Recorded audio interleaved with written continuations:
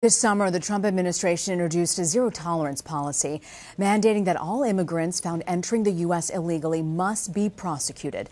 Well, as a result, children were separated from their families at the border, and in many cases for weeks or months, as they and their guardians awaited hearings.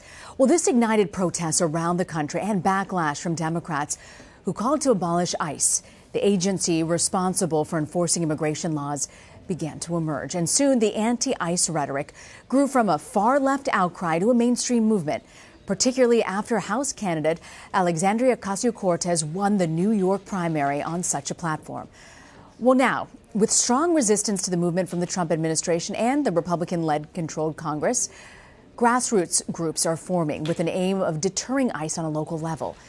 Washington Post Justice reporter Justin Jouvenal recently published an article on the abolish ICE groups, and he joins us now to discuss this with more. So Justin, have these activists that you've spoken to, have they really been able to affect any real change on the local level, and what's their goal here?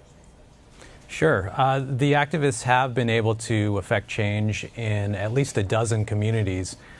Basically, ICE relies on local jails and detention centers to house many of the detainees that they pick up. And what the activists have said and found is that they can put pressure on local governments to end contracts that these local governments have with ICE to house these detainees. And so in a number of communities, grassroots protests have sprung up that have been calling for these communities to end their contracts with ICE. And in at least a dozen, the activists have had success in getting their local governments to drop these contracts or scale them back in some way. In your article, you mentioned sort of a few key leaders in the grassroots movement. Who are they? What drove them to really get involved? Well, some of the key leaders are people from local organizations that work with immigrant communities. They're people that are concerned about civil rights.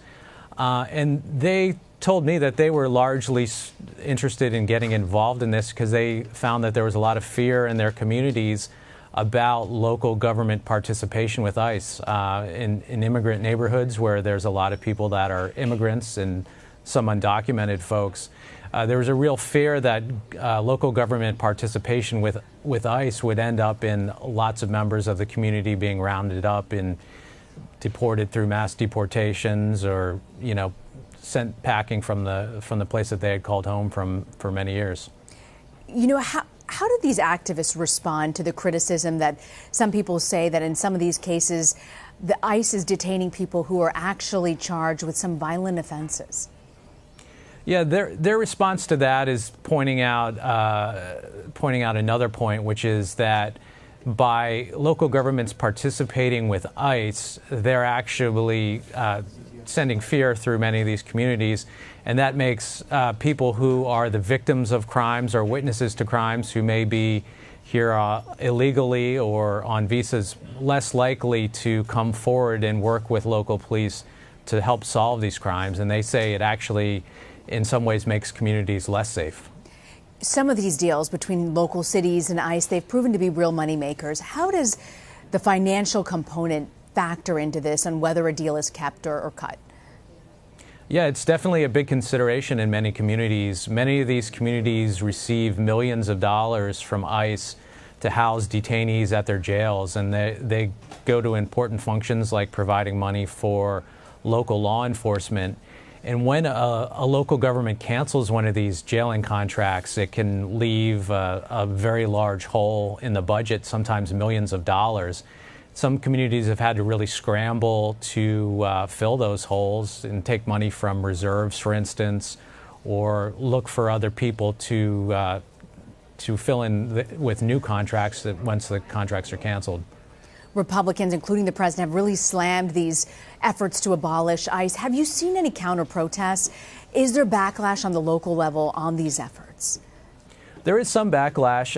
You hear from local politicians who are more on the conservative side of things. You hear from people who are concerned that severing local ties with ICE may make communities less safe. And you also hear from some law enforcement officials who also feel that working with ICE actually helps them keep communities safer by picking up people who have perhaps committed violent offenses. One local sheriff told me that, he has people in his jail who have been picked up on ICE detainers who have committed rapes, domestic violence, and other kinds of crimes.